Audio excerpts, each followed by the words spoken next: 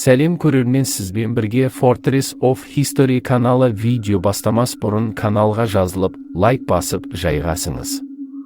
Біз бастаймыз. Бүгінгі бейне баянда Америка Құрама Штатындағы Фишер отбасы туралы баяндаймыз. 2001 жылы 10 сәуір Америкада, Аризона штатында, Скоттсдейл қалашығында қатты жарылыстың дауысы шықты, соңы өртке айналды. Өртеніп жатқан Фишер отбасының үйі еді. Өрт сөндірушілер келіп отпен арпалысқа түсті. Өртті сөндіргеннен кейін үйден 3 адамның мәйіті табылды. Олар 38 жастағы Мэри Фишер, 12 жастағы Бритни, 10 жастағы Бобби еді. Криминалистер келгеннен кейін олардың сараптамасы бойынша бұл мәйіттер өрттен емес, оларды бауыздап өлтірген және Мэридің желкесінен атқаны анықталды. Бұл анықтамадан кейін тергеушілер үйдің отағасын 39 жастағы Роберт Фишерді іздестірді. Роберт Фишер әскери теңіз флотының ардагері болған.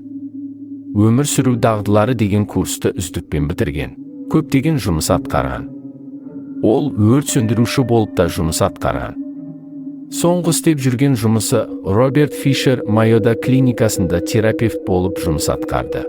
Тергеушілер клиникаға келіп, Роберттің әріптестерімен сөйлесе келе, Роберттің бірнеше күн жұмыста болмағанын анықтады. Полицияның тұжырымы бойынша Роберт Фишер үйдегі болған жағдай туралы білмеуі де мүмкін еді. Ал басқа бейтарап версия бойынша қаншерлер үйге кіріп, Мэри мен 2 баланы өлтіріп, Роберт Фишерді өздерімен алып кету мүмкін екендігін айтты. Тергеушілер көршілермен сөйлесті. Роберт Фишер соңғы кездері әйелімен, яғни Мэри Фишермен көп дауласқаны туралы, және сол түні Роберт Фишер қатты айқайлап, боқтағанын айтты. Мэридің құрбыларының айтуы бойынша бірнеше ай бұрын Мэри Роберттің көңілдесі бар екенін біліп, содан олардың ара қатынастары бұзылған, және Мэри Роберттен кететіні туралы Робертке айтқан. Ал Роберт оған ажырассаң өлтіремін деп қорқытқан. Полиция үйдің ішінен қару-жарақ сақтайтын сейфті тапты. Сейфтің ішінен мылтықтар, тапаншалар табылды. Және револьвердің қорабын тапты. Ал револьвер орнында болмады. Криминалистердің сараптамасы бойынша Мэриге атылған оқ сол револьверден болғанын анықтады. Осыдан кейін полиция Роберт Фишердің өзінен күдіктенді. Полицияның тұжырымы бойынша Роберт Фишер бала шағасын ұйықтап жатқан кезде бауыздап өлтіріп, газды ашып, Мэридің көлігіне отырып, итін өзімен бірге алып кетіп қалған.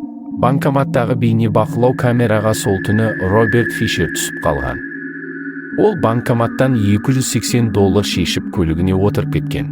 2 күннен кейін, яғни 13 сәуір полиция Роберт Фишердің өзі жанұясын бауыздап өлтіріп, өртегені туралы ақпарат таратты.